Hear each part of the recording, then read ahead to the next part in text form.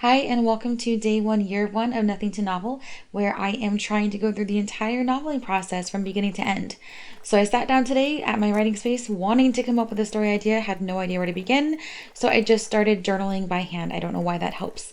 And the concept I came up with, I started with if they were living these fake lives, but people decided to actualize them and make them real, these pocket societies that crop up.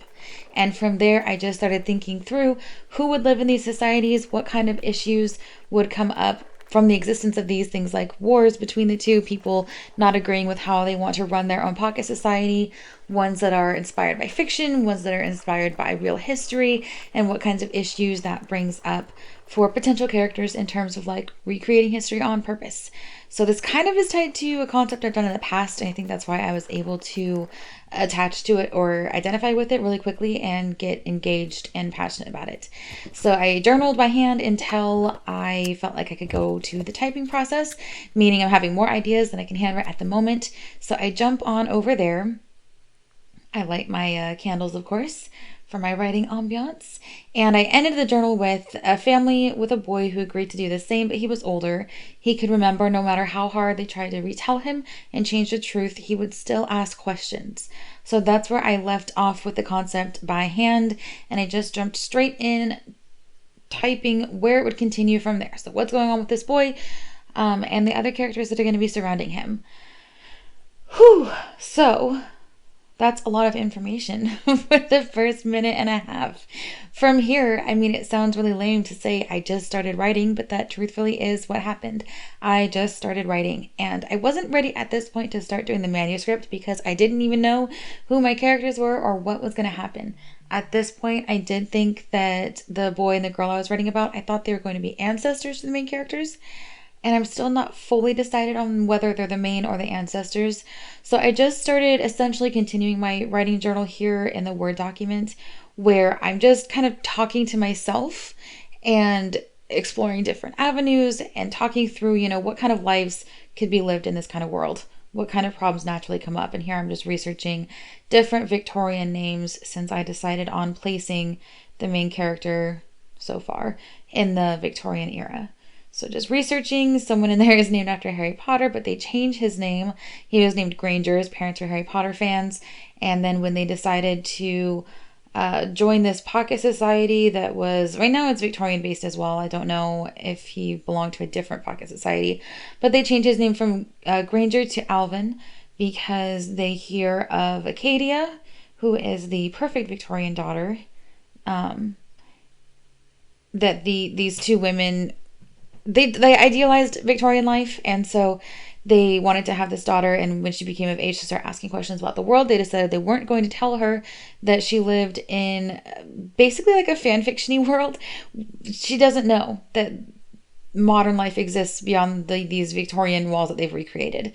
And so when the other family heard of this, they renamed Granger to Alvin. They wanted to marry Alvin off to Acadia, but oh, see, and my computer program is glitching right here, which is so annoying. So it's missing some pieces where I was actually typing. But yeah, they want to marry Alvin off to Acadia. I literally don't remember why it doesn't work now that I'm looking at this. I wrote this all yesterday and I'm editing it this morning before I sit back down to write again. So for some reason, she doesn't marry Alvin. Oh, duh, I remember. It's because Alvin can remember. Alvin is older than Acadia is, and so he had already started school actually when the concept of Acadia came about, when people started hearing that there was this girl who really thought she was living in a Victorian time, modified of course. And so they tried to take Alvin's memories away and reteach him, retell him really what the world was like, but he still asked questions, and he clearly remembered how to use different sorts of technologies and things to that they didn't want part of the Victorian life, and so they had to manage him, and he was not someone who could marry Acadia, who was born and raised very much inside this bubble. So that family instead keeps trying to have more sons for the next almost 10 years to marry off to Acadia. They end up instead with I think like 8 daughters, and they stop when Acadia finally turns 10 because after a decade, she's probably closer to getting married than she is far away from it. So here I am just mapping out the different characters. I've given them all names.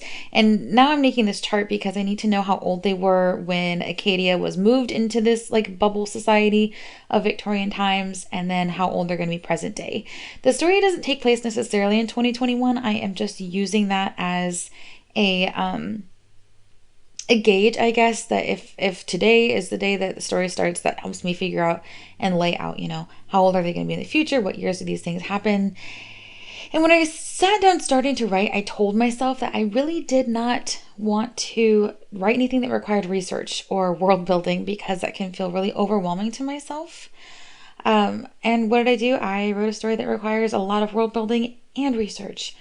So far I've only played with the idea of the Victorian bubble that Acadia grows up in. It is a very, it's not quite steampunk, but it's definitely not an authentic Victorian experience. And that's one of the things that comes up is present day. She's actually engaged to someone whose name I don't even remember. I think it was first Percy and they changed it to something else. First she was engaged. I'm just like summarizing what I'm writing. I don't know. First she was engaged to this guy named Wellington, and their engagement ended. I can't remember what their conflict was there. I don't think I've fully fleshed it out yet. Something about, Acadia is famous outside of her walls, and so there's all these people who are wanting to get their hands on her. She's very much, like an untouched woman, and they see her as naive and innocent, and so there's a lot of people trying to get their hands on her. Her engagement ends with Wellington, and he actually ends up engaged to the youngest daughter of Alvin's family, who was 15, waiting to turn 16 to be able to marry him. And then Acadia was re-engaged to someone else who lives a much stricter historical lifestyle. And so the things that she's grown up with, things like, modern medicine, she's not going to have access to under the marriage or the lifestyle with this new man. And I haven't decided yet either what time period he might be from. So at this point, I started getting like little snippets of conversation that I thought would make sense in the story. And so I started writing out little partial scenes. I can't remember. I think his name was Ozias. So he's going to be kind of the Flynn Rider of the story who comes in. He's very much a Flynn Rider. He comes in, he kidnaps Acadia from a wedding that's happening actually. It's not the wedding. It's not her wedding, and it's not the one between the youngest daughter and Wellington. It's actually the oldest daughter being married off to Ozias, except for Ozias is undercover and he is not really there to marry her. He ends up kidnapping Acadia, and he reveals to her that she actually hasn't grown up on land at all. When her mothers decided to raise her in this bubble, there was so much unrest and disagreement about what they were doing to this child that they had to actually go to sea to escape land law. And under maritime law, they were essentially able to do whatever they wanted with very limited intervention or supervision from other governments. And so they've recreated essentially a floating island, or this massive like interlocking ships that have recreated what Victorian England might have been like. There I'm just researching nightgowns for Acadia to be wearing on the night that she's taken, reading lots about different Victorian weddings. And so he kidnaps her, reveals to her that she actually grew up on a ship, and I'm thinking that Ozias is going to be some kind of an actual pirate. So when she's kidnapped, she's taken away to land, where she discovers she's allergic to almost every single plant and has horrible, not seasickness, but the opposite, because she's never been on land before. Whew. So that was about 2 hours of writing. I have 2 documents now, one that's notes, one that is like the body, and we are ending at 1,785 words in the body so far. Whew.